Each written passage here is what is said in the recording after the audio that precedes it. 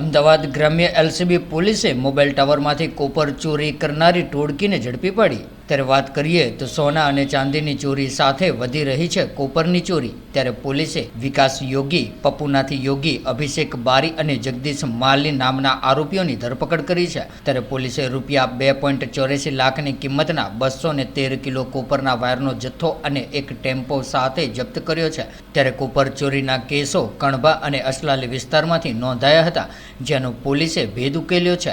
વેદાંતા કંપનીમાં ટેકનિકલ માહિતી ધરાવતા અભિષેક અને જગદીશ જોડાયેલ છે। ત્યારે અન્ય 2 શખ્સોએ જે ડ્રાઈવર અને ભંગારની લેવેચ કરતા હતા। ત્યારે સમગ્ર મામલે પોલીસે આગળની કાર્યવાહી હાથ ધરી છે।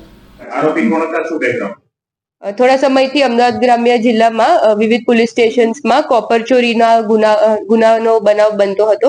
તો તે મુજબ સૂચના અનુસંધાને લોકલ ક્રાઇમ બ્રાન્ચની ટીમ વોચમાં બેસી હતી અને સાથે પેટ્રોલિંગ દરમિયાન એમને એક ચોક્કસ બાતમી હકીકત અનુસંધાને એક 3-વ્હીલર ગાડી પકડી, જેમાંથી એ લોકોને 213 kg કોપર કેબલ મળી આવેલું છે અને ટોટલ 3,80,000 નો મુદ્દામાલ મળ્યો છે। એમાંથી તપાસ દરમિયાન 4 લોકો આરોપી તરીકે સામે આવેલા છે। જે આરોપી છે એમના નામ છે વિકાસ નંદનાથ, પપ્પુનાથ યોગી, અભિષેક દેવાલાલ અને જગદીશ ચંપાલાલ। તો કુલ 6 ગુના જે છે 4 કણબા પોલીસ સ્ટેશનના અને 2 અસલાલી પોલીસ સ્ટેશનના કોપર કેબલ વાયર થેફ્ટના એ ડિટેક્ટ થયેલા છે। વધુ તપાસ પર હાથ ધરવામાં આવી છે। કોપર શા માટે ચોરી કરતા હતા? આરોપીઓ તે વેચવા માટે કઈ જગ્યાએ ફરતા હતા? એની પ્લાનિંગ શું હતી? અત્યારે જે પ્રાઇમા ફેસી જાણવા મળ્યું છે એમાંથી જે થેફ્ટ થયેલું છે પછી આરોપીઓ એને સ્ક્રેપ ડીલરને વેચતા હતા અને એમાં વધુ તપાસ આગળ ચાલુ છે। તો તપાસ પર હાથ ધરવામાં આવી છે। ખાસ કર અત્યારે કોપર થેફ્ટ કણભા પોલીસ સ્ટેશનના 4 ગુનાઓ છે અને અસલાલીના 2 ગુનાઓ છે। તો એ બાજુ ડિટેક્શન કરવામાં આવ્યું છે।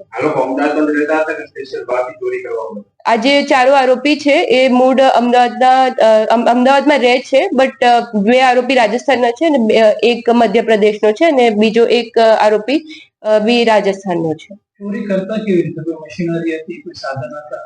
આમાં જે 2 આરોપી છે અભિષેક દેવાલાલ અને જગદીશ ચંપાલાલ, એ લોકો ટેકનિકલી જે વેદાંતા મેન્યુફેક્ચરિંગ કંપની છે એની સાથે જોડાયેલા છે અને એમાં કામ કરતા હતા અગાઉ। તો એ લોકોને ટેકનિકલ નોલેજ હતું, તો એ અનુસંધાને એ લોકો ચોરીને અંજામ આપતા હતા।